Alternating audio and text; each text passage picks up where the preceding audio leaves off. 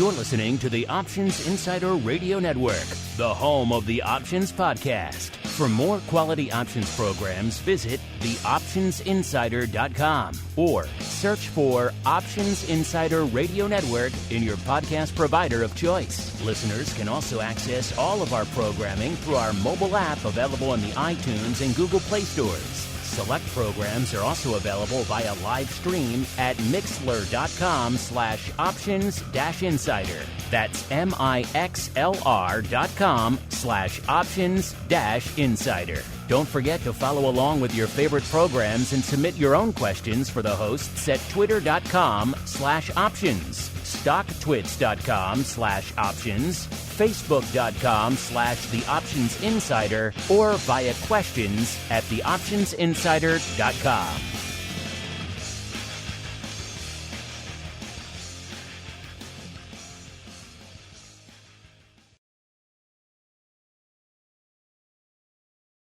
Gold, crude oil, corn, soybeans, and more.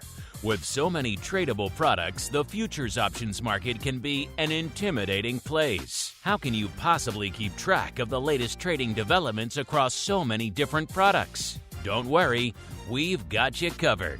Welcome to This Week in Futures Options, the program designed to help active futures options traders stay on top of this ever-changing marketplace. Each week, we'll break down the top trades, hot products, volatility explosions, and much more. This Week in Futures Options streams live, so be sure to check out our live stream via the Mixlr app. That's MIXLR.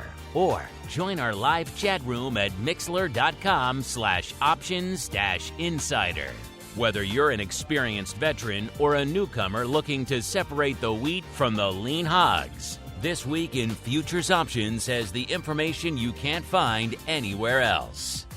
This Week in Futures Options is brought to you by CME Group, the world's leading and most diverse futures and options exchange. For more information and educational resources about futures options at CME Group, visit cmegroup.com/options. This Week in Futures Options is also brought to you by FTSE Russell, a leading global provider of benchmarks, analytics, and data solutions. For more information, please visit ftserussell.com, cboe.com, and cmegroup.com. And now, get ready to break down the latest futures options trading activity.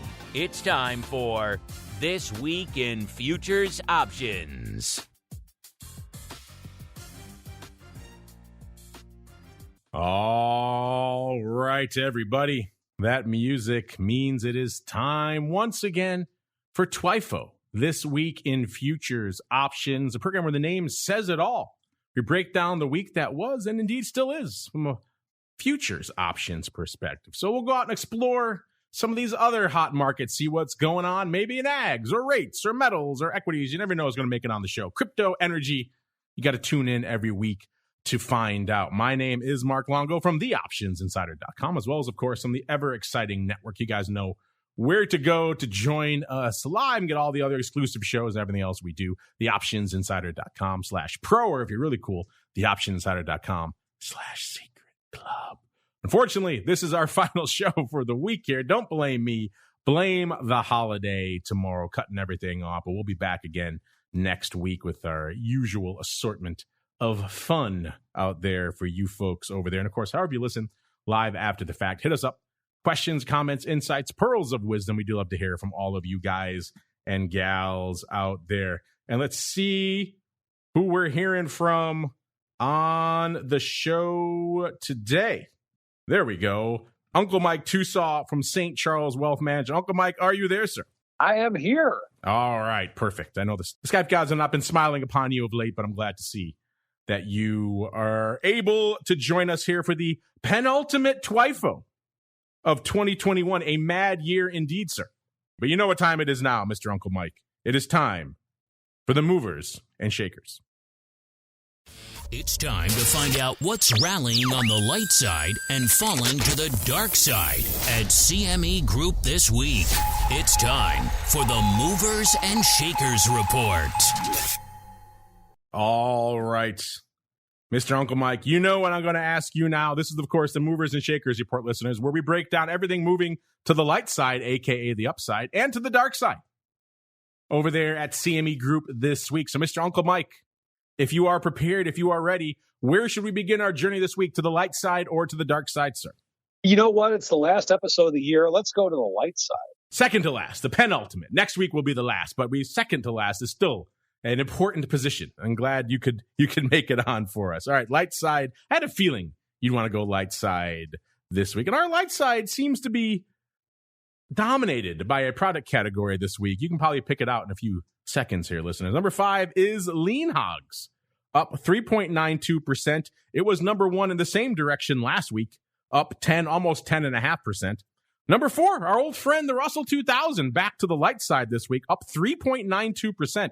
So maybe a little bit of the old Santa Claus rally back in effect after Russell 2000 moving to almost effectively correction status. Interesting times in all things small caps. It was number 10 in the other direction last week, so not even in our bottom five, only off about 0.5% or so. Number 3, good old Chicago wheat, up 5.65%. Number 2, KC wheat, up 6.5%. And number 1, hanging out in the ag still, soybean meal, up 8.89%. So a robust week for the ags, to put it mildly. Let's go to the dark side now. Number 5, we've got oats, off 1.37%. It was number 3 in the same direction last week, off 1.63%. Number 4, it's the Nikkei. The Nikkei denominated in the yen, off 1.88%. And before you ask, oats and Nikkei, not exactly big options players out there. Then number 3, we got a product that can do some paper. It's the 30-year, off 1.91%. Numero due, we got the old euro dollars there, off 4.65%. It was number 1 in the same direction last week, off a similar percentage. And number 1 with a dark side bullet this week is lumber, off a comparatively quiet 6.26%. This thing can move 20% in a week sometimes, if not more. It was number 2 in the other direction last week, up 9.21%. So still more volatility for lumber going into the end of the year. Who'd have thought one of the hottest products of the year would be dead trees? But that's where we stand.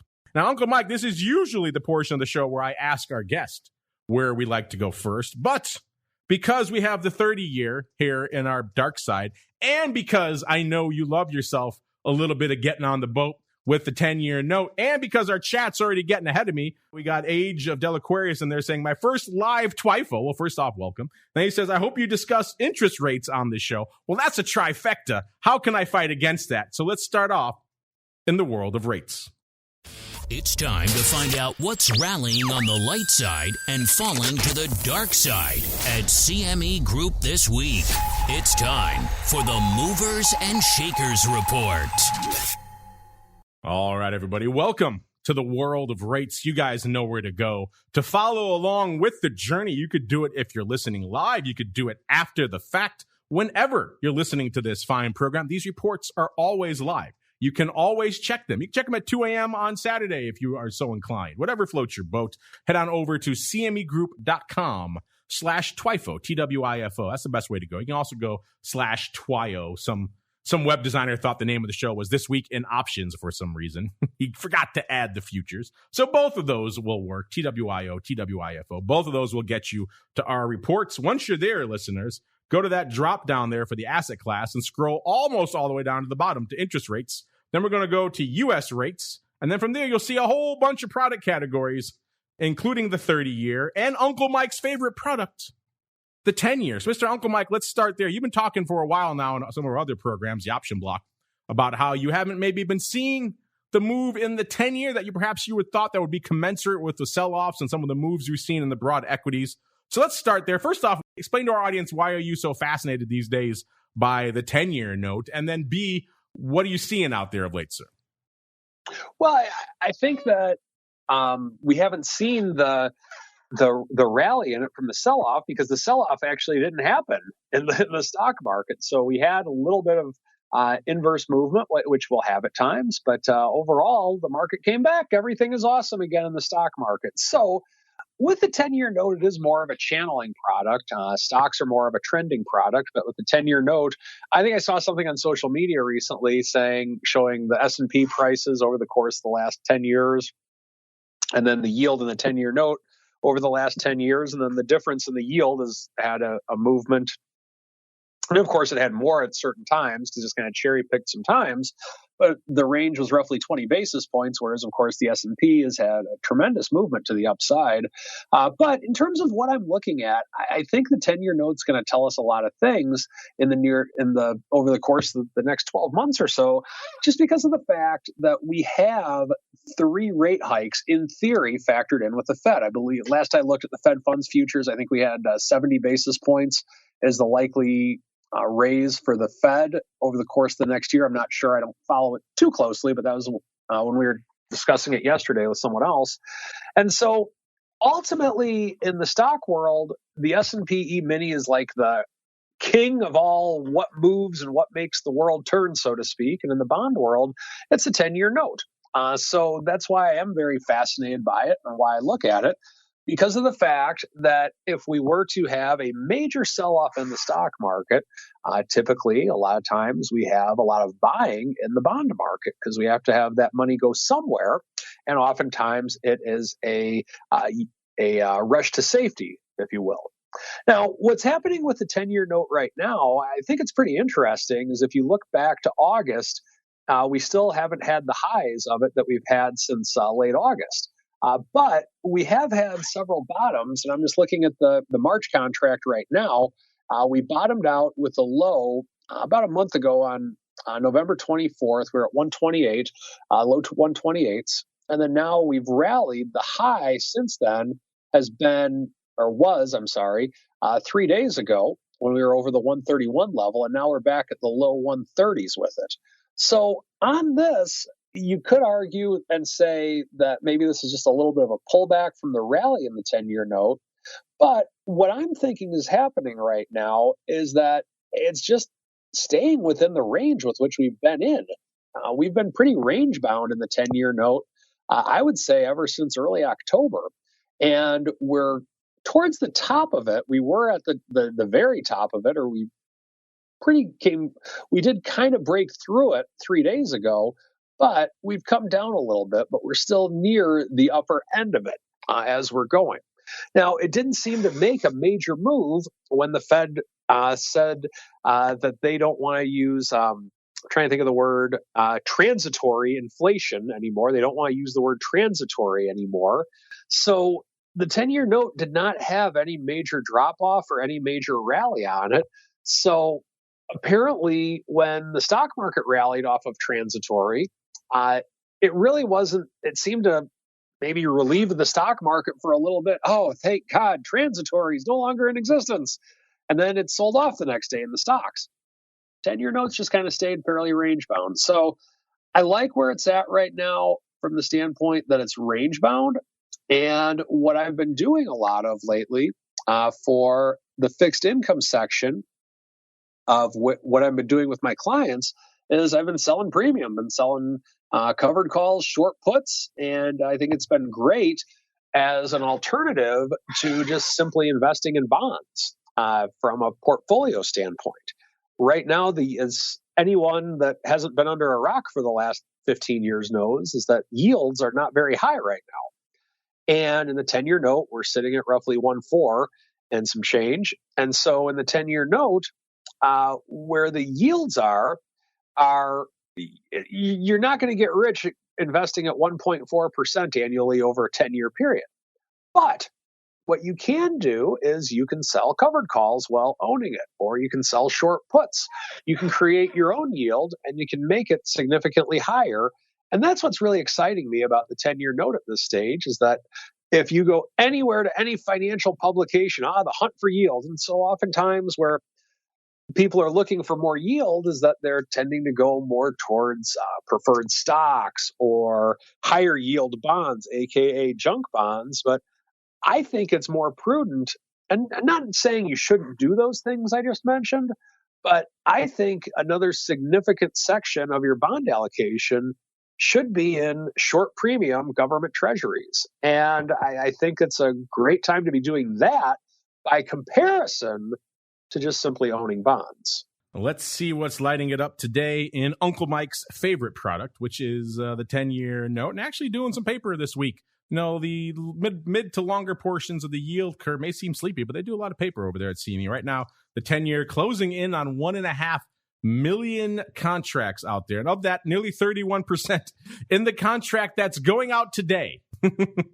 So not going to hang our hat too much out there, listeners. Let's go a little bit farther out, see if we can get a little bit more sane paper. The next most active contract is the Feb contract going out in about 29 days. So you got a little bit more meat on that bone. Coming into today's show, the 10-year at about 130.17 out here. In terms of vol, now we're not really playing on the mid to farther portions of the yield curve and looking for a lot of volatility. If you are, you're doing it wrong, because that contract in Feb right now coming in at a whopping 4.76. Yes, not even a 5 handle on the vol. That said, it is up about 0.2 of a point this week, so a little bit more juice out there. In terms of skew, again, you're not talking a lot of vol, you're not talking a lot of skew out here. Last week, the puts were 1.4% bid, and the calls were 0.1% cheap. So the calls were effectively flat. There was no call skew. This week, the puts are a little bit more bid, nearly 4% bid, and the calls are a little bit cheaper, 3.1% cheap. So we have seen a little bit of an evolution in the skew. It's a mini equity skew, if you will. Not a huge evolution, but some out there. And in terms of action, let's see. There is a lot of paper going up out here. It is actually the 130.5 put going out in about 1/10 of a session. So later today, that has the number one spot out here in the 10-year with 77,000 of these bad boys going up this week. The big day, kind of a tie, actually, between Tuesday and today, both doing about 25,700 contracts. Most of that closing on Tuesday. We don't know what's up with today's paper, obviously. Wednesday, about 21,000, only about 5,000 on Monday. Still a pretty active contract all the way around. Then we get to number 2. We actually have to go out a little bit for number 2. We have to go out to March of next year, the 128 half put, doing 62,400 contracts, pretty much active all week. 20,500 on Monday, 24,500 on Tuesday, about 12,500 on Wednesday, and about 5,000 today. Opening all week long on these March 128 half puts. So intriguing, looking at a little bit of downside there in the 10-year. Looking around, let's look at some other real quick spots, see if we see any other interesting nuggets out here. Those seem to be some of the biggest trades. Mr. Uncle Mike, we also have lighting it up on our movers and shakers this week, the 30-year. Do you ever get that far down the yield curve, sir? I typically don't. I think the 30-year is a little bit too volatile for my taste. And then the 2-year is a little bit too boring for my taste. 10-year is kind of the sweet spot for me. 30-year is something to where I think it's more of a tradable product, if that's what you're looking at. But on the investment side, where I live, so to speak, 30-year just moves a little bit too much for my taste. It is funny. When you say that, it's kind of counterintuitive, right? That going farther out equates to a little bit more volatility. But you're right. I'm looking at the numbers right now. Again, you can go to that drop down, listeners, back out of the 10-year and go a little bit farther down to the 30-year. You'll see to yourself, the vol's roughly double what it was out there. In the 10-year, we were talking around a 4, right, listeners? And you're talking about an 8.5 to a 9 out here in the 30-year. So intriguing stuff. Once again, all the paper, 51.5% of the 420,000 contracts going up in the contract that's going away later today. So not going to hang our hat there. Instead, let's go a little bit farther out. Let's go out to February here as well, where about 25% of the paper went up this week. We're at about a 160.18 out here on the 30-year. And again, vol-wise, pretty much double what we were just talking about. A little over 9, up about 0.15 this week as compared to about a 4 3/4 for the 10-year. Skew-wise, a whole lot of nothing, really. 1.4% rich last week were the puts. 1% rich were the calls, so a little bit of a bid to the wings this week. That's pretty much gone. The puts are flat, and the calls are about 0.7% bid. So not a lot of skew to really speak of out there. And if you want the action, 30,000 of the 161 puts that was leading the dance out there in the 30-year this week. The most active day was actually Tuesday, with about 14,000 going up there, followed by nearly 10,000 on Wednesday, 4,000 today, and about 2,700 on Monday. And again, looks like a lot of that paper Tuesday and Wednesday, the more active days, were closing. So some closing on the 161 put strike here, which, like I said, is pretty much an in-the-money put at this point here, followed by number 2, the 161 call. So that 161 strike going out today, where pretty much all of the action was, 28, almost 29,000 of those going up today. Again, the big days, Tuesday and Wednesday, not exactly surprising. Whenever the Fed's hanging out, you're going to see some action in the rates. 12,000 on Tuesday, 10,000 on Wednesday, both of those days pretty much closing. Still 6,000 today, so decently active today. Total of nearly 29,000 on the week. And then we got the 160 half puts for number 3 at 22,700. So pretty active. Those ones actually a little bit more spread out, kind of a tie between today and Tuesday with about 76, 7,700 each on those days. So intriguing stuff here on the 30-year. Again, it is a little counterintuitive, maybe listeners, that you go farther out, you get more vol, but that's exactly what we're seeing. The 10-year Uncle Mike's sweet spot. Is that your sweet spot? Do you sling a lot of rates? If so, how do you do it? Maybe you more of a TLT person. You can actually come in here to the futures and the futures options. What's your preferred vector for the rates? Speaking of preferred vectors, since he's joining us on the show today, and even though they're not in our movers and shakers, let's do a real quick hangout in the metals. Werewolves beware. It's time to explore the options activity in silver, gold, and other shiny things. It's time to talk metals. Mr. Uncle Mike, when you're not hanging out in the boat with the 10-year note, I know you're looking at a little bit of silver, maybe a little bit of gold out there as well. What, if anything, is lighting up your tape in the world of the shiny stuff these days, sir? Well, I mean, silver has just been kind of hanging out where it's at right now. And I think that with where we're going, it's like silver is just like this boring thing that it's just going to come at you like a thief in the night at some point. So I'm just looking at the January contract on silver. And so it's like we go down to the low 20s, but the highest that we got roughly a month ago, we got up to the 25 level. But silver's interesting in that it'll stay where you think it shouldn't for a while, but then it'll go where you think it shouldn't, but then it comes back to where you think it shouldn't. It never goes exactly where you want it. And so it's kind of one to where with what I do, I'm waiting for it to just wait out the boredom. And then all of a sudden one day we'll wake up and silver will be at 48 again. And at that stage, sell, wait for it to come back, and then repeat the process for another 8 or 9 years. And so that's kind of where I'm seeing silver at this stage.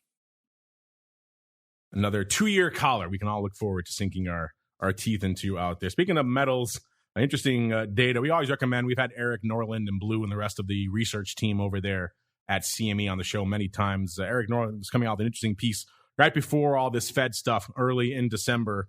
He just tracking the performance of gold amid various periods of rate hike expectations and rate decrease expectations and how it has performed or perhaps underperformed. And what he's found is a lot of interesting things. You can check out this report for yourself. It's entitled Gold Underperforms Amid Rate Hike Expectations. And again, the title kind of says a lot there, but as Eric usually does, it's a great piece full of great visuals and everything else, a lot of great charts. I encourage you to go check it out for yourselves over there at CME. Some of the takeaways, though, gold showing a consistent negative correlation with changes in expected Fed fund rates. Again, probably not a big surprise out there. Expectations for falling rates obviously boosted gold from around mid-2018 to middle of 2020. Since that level, though, since we saw that nice run-up in gold, the thought, the expectation, we haven't seen it in practice yet, but just the expectation that the Fed might start to tighten things, that seems to have been weighing on gold ever since. And at least as Eric has crunched the numbers, he views gold as a, quote, major underperformer among risky assets, despite surging inflation. That's kind of something we've noted as well. And we'll get into this probably a little more on next week's end of year show, breaking down the performance of all the major assets, maybe some surprises, the correlation, the shocks, the big movers and shakers, all that stuff that's coming up next week. We'll see where gold falls in that. But yeah, a lot of people who look to gold in this period have been a little bit surprised at their performance.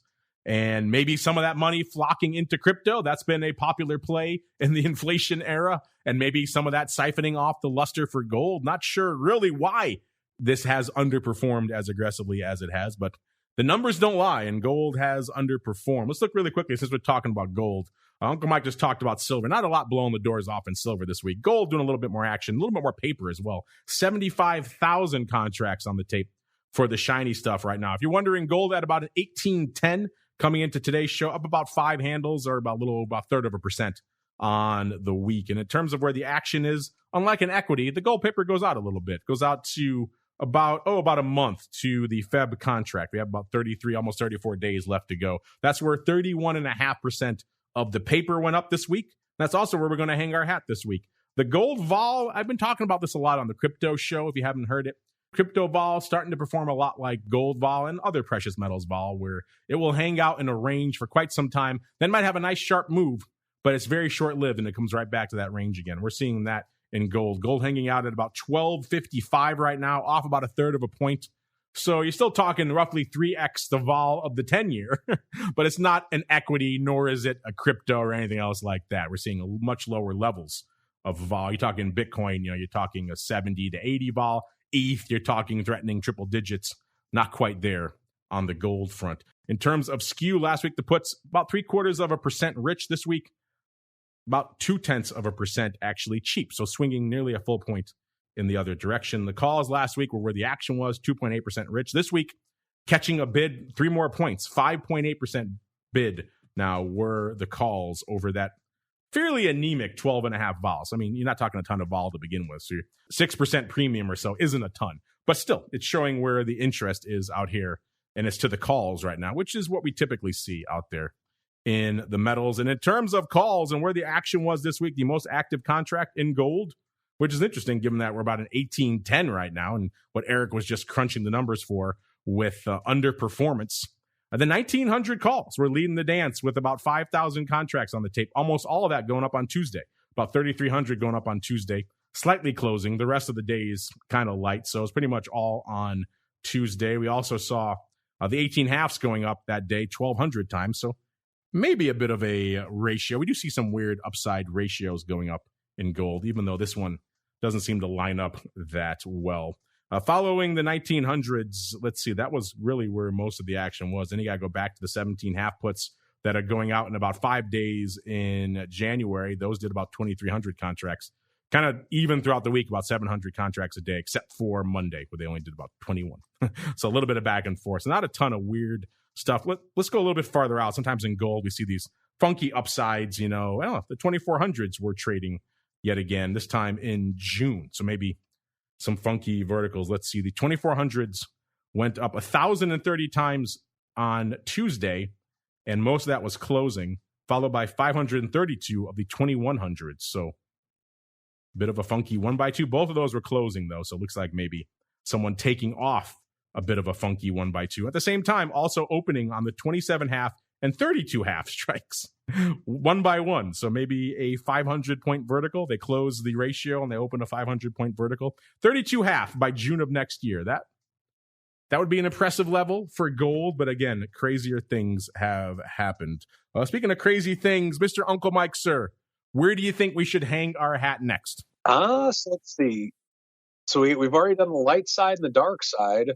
Well, we've done metals and we've done rates, pretty much. Well, I mean, we can go with either the. How about we go with the S&P? Equities, it is, sir. It's time to explore the volatility swings, skew changes, and hot options trades in your favorite indices. It's time to talk equities. All right, everybody. Let's head out into the equities landscape. Take that drop down, pop it out of metals, which is at the bottom of the asset class category. You're going to go up about 3 slots to equity indices. Then you're going to head on over to the U.S. index. And Uncle Mike likes a little S&P, so we can hang out there. We also got the Russell 2000 in our movers and shakers this week, so probably have to hang out there. Before we get into all that, let's look really quickly. Let's set the table from a vol perspective. Coming into showtime, we had the RVX, which is, of course, the VIX of the Russell 2000, at about a 26.5. That puts it down almost 6.5 points from this time last week. Obviously, we were hanging out well into the 30s this time last week, but of course, a little bit different vol regime on the board this time last week. VIX coming into showtime was at about exactly an 18. That puts it down about 2.5 handles from this time last week. A VVIX, which is, of course, the vol of vol, at about a 121, down, about 7 points or so from this time last week. And vol Q, which is the at-the-money vol of the NASDAQ 100, also one of the newer tradable vol products over there at CME. It was at about an 18 exactly kicking off the show. It puts it down about 5.5 points. I mentioned on one of our other shows earlier today, this is one of the larger drawdowns we've seen in vol Q since we've really been watching it. You know, quite a big drop off in NASDAQ vol over the past week or so. That puts that VIX to RVX spread at about 8.5 points. That's actually coming in. It was even wider, if you can believe it or not, this time last week. So the small cap to large cap vol spread was over 12 points last week, about 12.5. It's come in nearly 4 points from this time last week. And the VIX to vol Q spread, believe it or not, when we kicked off the show, both of them were printing exactly 1801. So that means that VIX to vol Q spread, so the NASDAQ to S&P 500 vol spread, was literally zero. I don't think I've ever seen that before. I need to get Scott Nations on, who's the creator of VolQ. Ask him what he thinks about a zero. I know he watches that spread diligently. What he thinks about a zero, no premium at all, NASDAQ over S&P. That's intriguing. Mr. Uncle Mike, what do you make of that? And what else is lighting up your tape in the world of equities these days, sir? Yeah, zero seems like kind of a surprising number. That's something I wouldn't have predicted. I can't recall seeing that before, sir. Yeah, that's something else. But with that, just looking at the S&P Mini, I mean, we have a shot at we're about an hour before the close of the cash trading today. If we get a decent rally in the S&P Mini, we could actually have new all-time highs in it on the close. But we'll see what happens. There's still a lot more trading to be done. But yeah, right now in the equity space, we are near all-time highs. And so whenever we have that, we just have to be cautious of double tops or things coming down. With the VIX coming down like it has, we've dropped almost a third of the VIX value between Monday and today. So there's definitely a lot less fear in the market in terms of VIX. And what's going to be interesting this next week is that typically there's really not a lot of movement in the markets, but we had the crazy move on the day after Thanksgiving this year, which that almost never happens. And so with lower volume, we might get a lot of movement going into the end of the year. Now, the only other thing that I could see happening is that we could sell off a little bit because of the fact that we've had such a rally this year that fund managers may want to take some money off the table and kind of sandbag, because if they've already had a great year, what's the point of working to get more money this last week when a lot of times the way with which they're paid is based on the annual return? And so why risk 51 good weeks for a 52nd good week when in reality it could only screw you up? And if the upside of making a lot of money the last week isn't going to be as great as the potential downside of taking a great year and making it into a bad year. So I wouldn't be surprised if we did get a little bit more selling next week than what we typically do at the end of a lot of years. And like I said, the reason is that I think fund managers might be sandbagging a little bit. The other thing with the equities right now is that there's a lot of sector rotation going on. If you look at Amazon, for example, Amazon has really not had a lot of movement in terms of from start to finish between the beginning of the year and right now. So just looking at a chart of Amazon, I know this is a futures show, but we really, if you go at least as of 3 days ago, we're really not that much higher than where we were at the beginning of the year with Amazon. And Amazon, of course, in 2020 was one of the darlings of the stock market, but now it seems like it's a little bit boring. Now, the market itself has had a lot of movement this year, but it's just come from different places than it did during the COVID era boom of a year ago. So I think right now the thing to watch in 2022, as well as perhaps a little bit next week, would be just where is the rotation going to continue to go within the market itself. Ultimately, at least as of the last couple of years, all roads lead higher, but there might be some roads that go lower than others. Uh-oh. That's not speaking like a permabull, sir. So let's go on out to the S&P. Let's see for ourselves. E-mini S&P, another active week, 1.6 million contracts on the tape for the E-mini. We were talking about it on our Options Bootcamp show, how everything small is big again. And who would have thought we'd see a year where small is so big that the CME would just delist the big S&P futures and options. We don't need those anymore. It's all about the E-mini. In fact, the E-mini isn't even big enough, isn't even small enough, I should say, anymore. Micros are all the rage out there. But let's see what's lighting it up out here. As is the case with most equities, 25, almost 26% of the paper going up in the end of year contract that has about 8 days to go. So we're going to roll a little bit farther past that. We're going to go down to the week 3 Jan contract that has about 29 days to go and also did 16% of the paper. So a pretty active contract out there this week. By the way, S&P about 47, 27.5 as we're kicking off the show, up about 2.5% since Monday's session. The vol out here in this Jan contract at about a 13.1. It's off a whopping 4.6 handles just since the beginning of the week. So I mentioned at the top of the show, or at the top of the segment, vol cratering this week, listeners.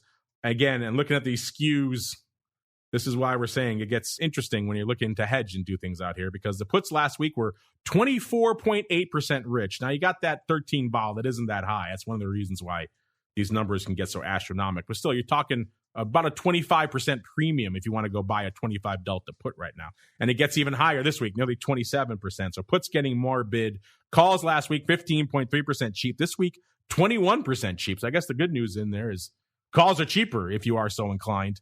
But intriguing stuff nonetheless out here. In terms of where the action was this week, the most active contracts were the 3840 puts going out in about 4 days. They have 20,000 pretty much exactly.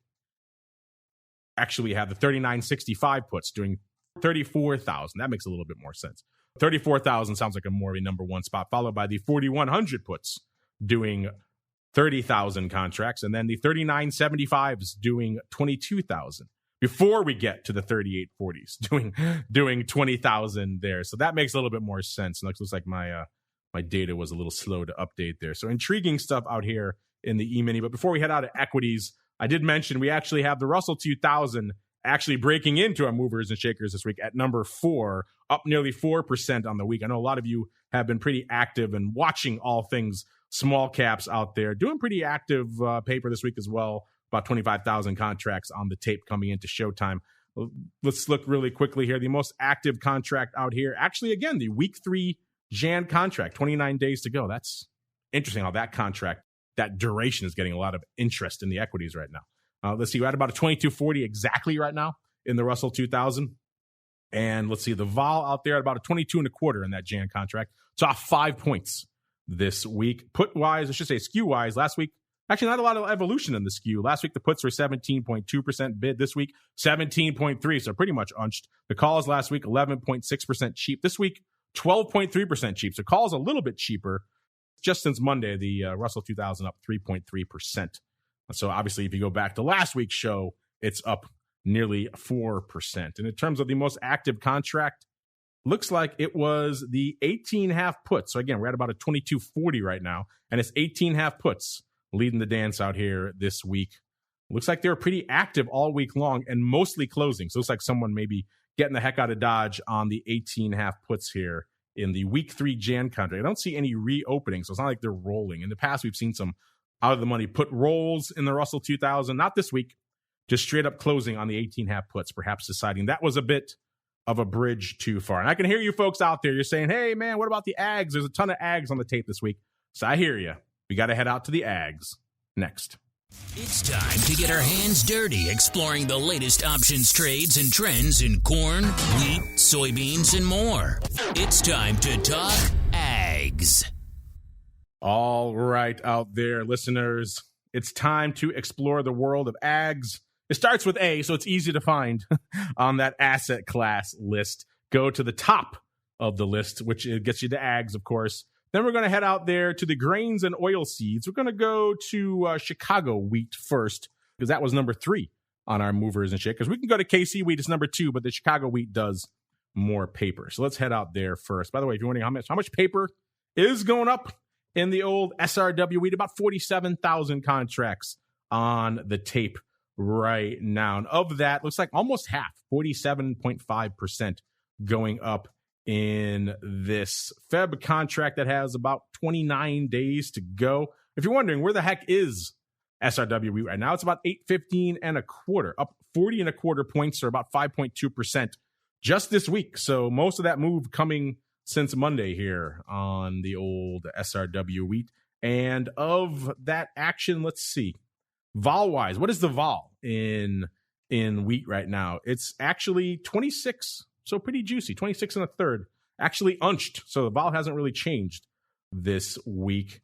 Interesting. So you're getting a little bit more juice in the ags right now than you're getting in your traditional equities. All of you out there who in the past have been saying, where can I go to find a little bit more vol if you don't want to hang out in crypto or some of these other ones? And obviously not a lot of vol to be found in precious metals right now. Perhaps the ags could be an interesting stopping point if you are intrigued by these markets and want to spend some time learning about all things ags.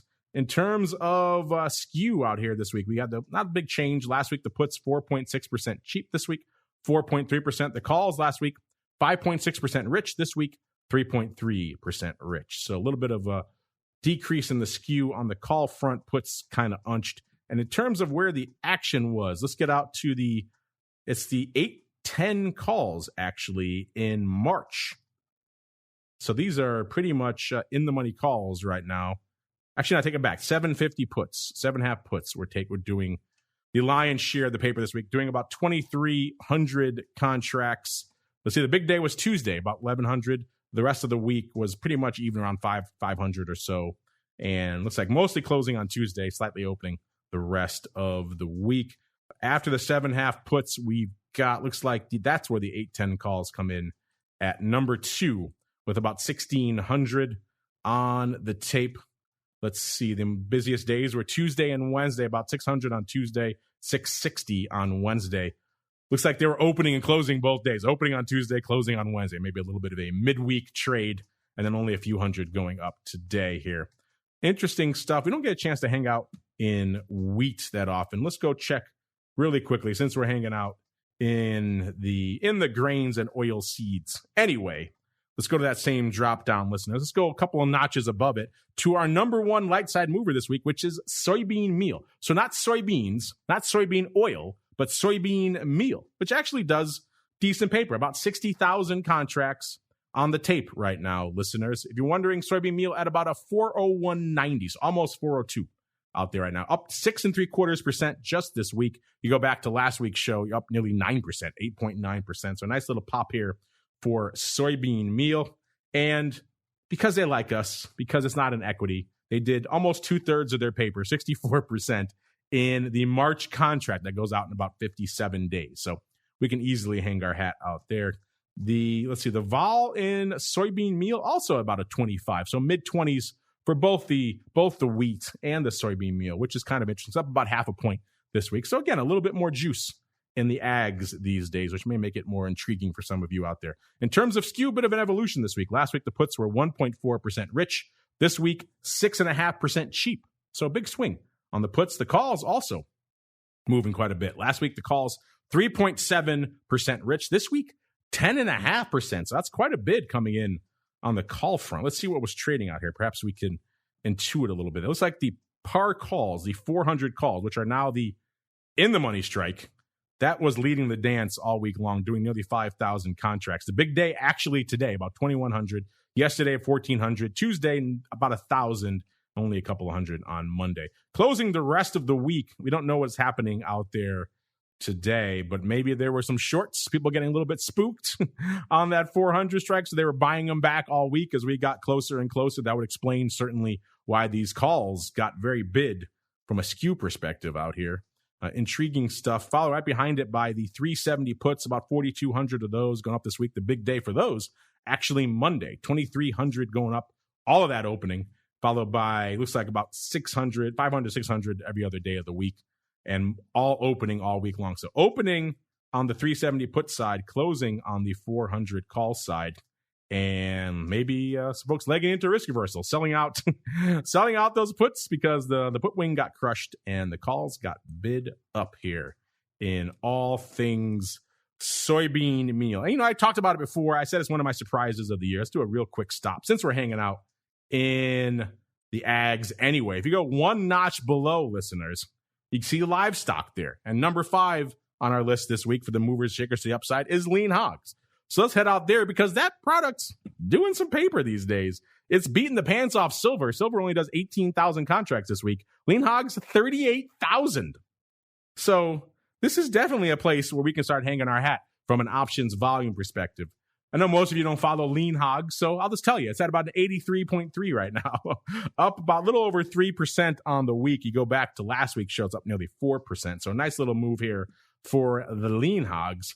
And looks like Jan's already off the board. So Feb is where the action is right now. And that contract did 52, almost 53% of the paper of, again, a skyrocketing 38,000 contracts. That's a lot of paper for lean hogs. When we first started doing the show, listeners, lean hogs are kind of an afterthought. Now, I'm doing some numbers. In terms of vol, what is the vol in this crazy contract? It's at a 26. It's right in line with what we saw with soybean meal and with Chicago wheat in the mid-20s range. So again, livestock hanging out in that mid-20s level, ags really across the board hanging out in that level. So if that intrigues you, I'm not saying you should dive right into lean hogs, but maybe some of the more broad ags like corn could perhaps be a good starting point. But still, intriguing how all these vol levels are very similar out here right now. And in terms of skew, we have the puts last week, 14.1% bid. This week, 14.6% bid. Last week, the calls, 9% cheap.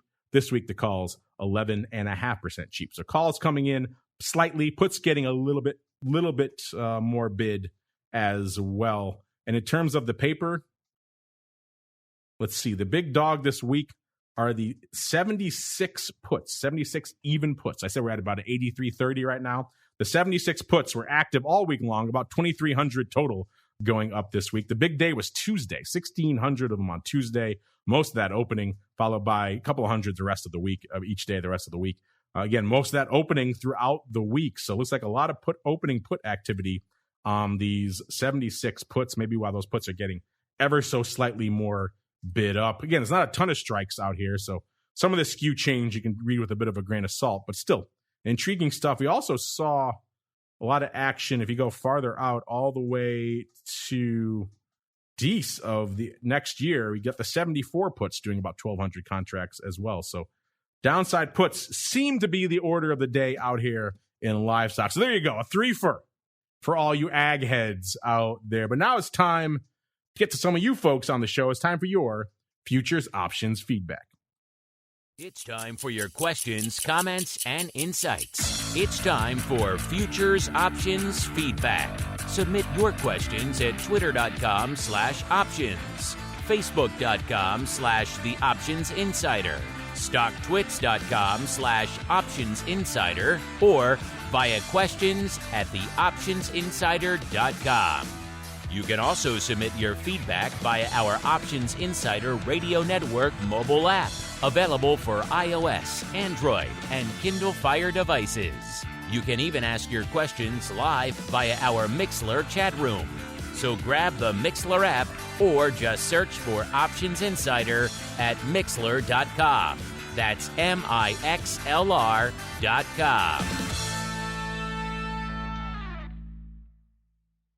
All right. Welcome to the Futures Options Feedback. Mr. Uncle Mike, sir, I spared you from the ignominy of talking ags, but are you ready to answer some questions, sir?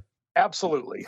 All right, let's see who we got. Let's go to Josh first. Why not? Josh wants to know, I've seen people recommending that if your position is losing money, you should buy something else so that your deltas are even. So if your delta is, let's say, minus 400, you go over one strike and sell enough of that the delta of your position is around plus 400.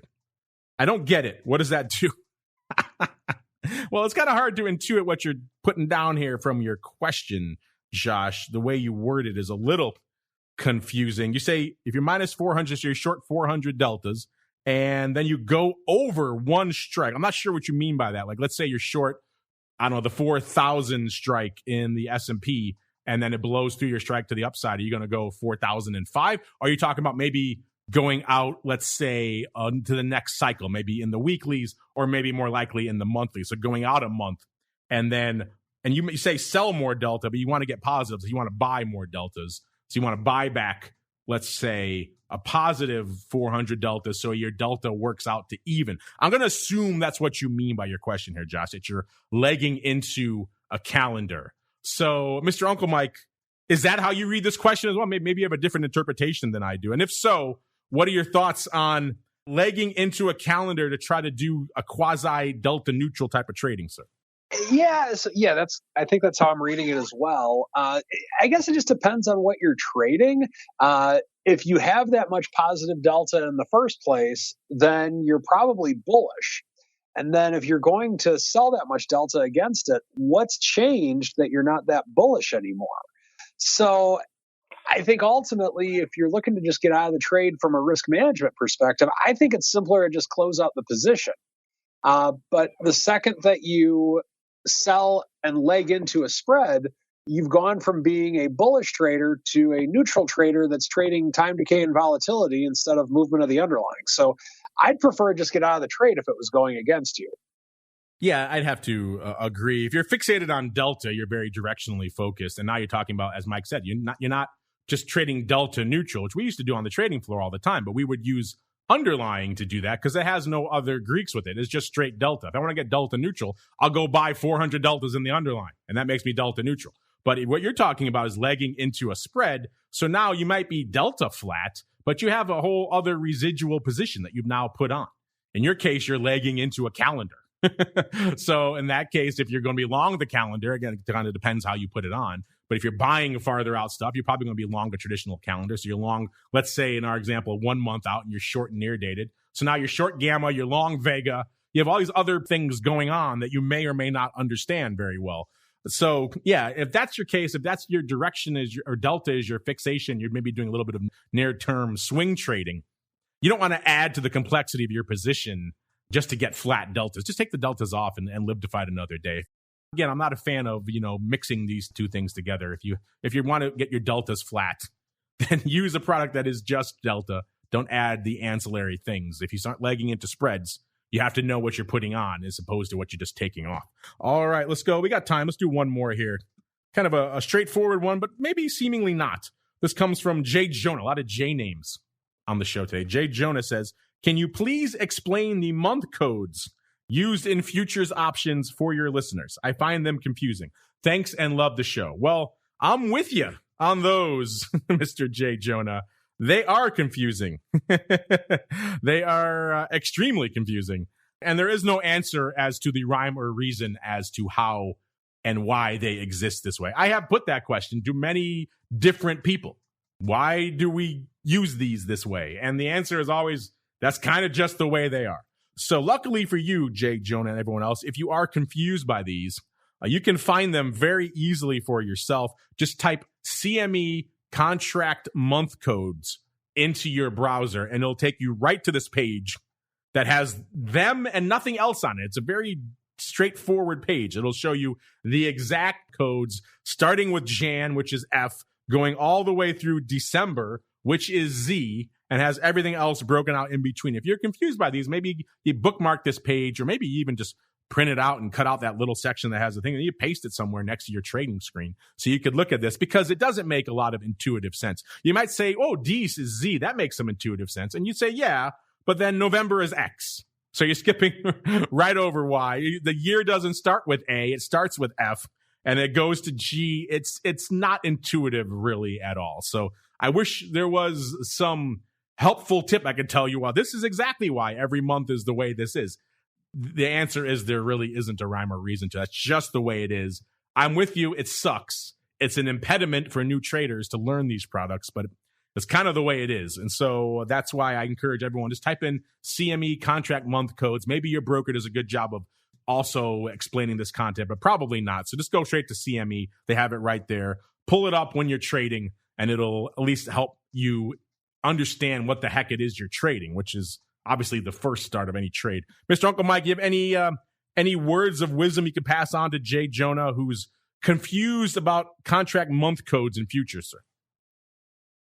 Yeah, I have a broker that just updates the futures themselves for me automatically. So I cheat. I don't know them either, but I understand the concept, which is what's important. And but in terms of the month codes, I'm not sure where they came from. Yeah, I think most modern platforms will try to translate these for you, which I think is the better way to go than trying to say, make sure you remember that N is July. A lot of people are not going to. It's like when you look at your Apple options, whatever else you're trading, you don't know the exact symbology of it. Your broker translates a lot of that for you, so you don't have to know that. And you still need to know what the overall order is, but outside of that, you don't need to know July is N off the top of your head if you want to go trade out there. But you should be at least cognizant of these things. Good questions out there. Who do we have? We had Josh and maybe J. Jonah Jameson, maybe from Spider-Man fame. Maybe he's riding in this week.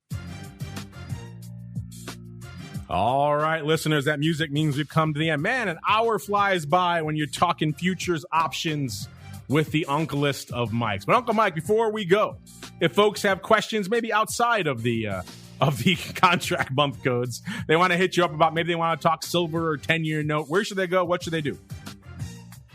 Well, I'm a financial advisor who works with the option product, assuming it's appropriate for the client. Feel free to follow me on Twitter at Mike TOSAW, TOSAW, or check out my website, stcharleswealth.com. And you already know to go to find all these great reports, cmegroup.com/TWIFO or /TWIO. While you're there, check out some of that great research from Blue and Eric and the rest of the team there. It's great stuff, and it's all free. So you can't beat the price, and it's good data. It'll make you think about the way some of these products interact, which is always interesting. And, of course, you know where to go to learn more about small caps, which are blowing the doors off again this week. Is it Santa Claus rally time again? Is it not? Was it correction? Was it not? What is the impact of COVID-19 on all this small cap madness and a whole bunch more? FTSERussell.com, FTSE Russell.com is the place to go to begin your small cap journey. Give them a follow on the old Twitter as well, at FTSE Russell, all one word. We got to get the heck out of here. That's going to do it, like I said, for our broadcast week this week. Thanks for joining us. Everybody out there, have a great and happy holiday, no matter what the heck it is you celebrate. Just have some fun at the end of this week. Turn off your screens, enjoy, relax, see friends, see family. Maybe see them remotely if you have to, but still engage with them a little bit. And then we're back again on Monday with the option block all the way through till next Thursday. Another episode of This Week in Futures Options. This Week in Futures Options is brought to you by CME Group, the world's leading and most diverse futures and options exchange. CME Group's markets help individuals and businesses around the world manage risks and seize opportunities. CME Group offers the deepest and most liquid options on futures across all asset classes, including interest rates, equity indexes, foreign exchange, energy, agriculture, and metals. For more information and educational resources about futures options at CME Group, visit cmegroup.com/options. This Week in Futures Options is also brought to you by FTSE Russell, a leading global provider of benchmarks, analytics, and data solutions. Investors in the U.S. and around the world are using FTSE Russell indexes to benchmark their investment performance and create investment funds, ETFs, structured products, and index-based derivatives. Many Options Insider Radio Network listeners will be familiar with the Russell 2000 Index. Russell 2000 futures and options are currently trading on the Chicago Board Options Exchange and CME Group. For more information, please visit FTSERussell.com, CBOE.com, and CMEGroup.com. This broadcast is intended for informational and educational purposes only and does not constitute trading advice or the solicitation of purchases or sale of any futures or options. The rulebook of the applicable exchange should be consulted as the authoritative source on all current contract specifications.